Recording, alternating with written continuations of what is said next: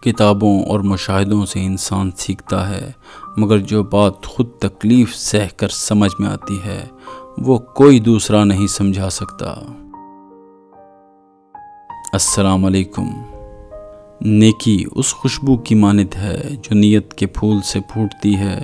جتنی نیت صاف ہوگی اتنا ہی یہ پھول خوشبودار ہوگا۔ جو عورت آپ کے لیے بار بار روتی ہو تو اسے آپ سے پیار نہیں بلکہ سچی محبت ہوتی ہے۔ زبان انسان کی اچھی اور بری شخصیت کے راز کو اگل دیتی ہے۔ انسان بڑی عجیب فطرت کا مالک ہے۔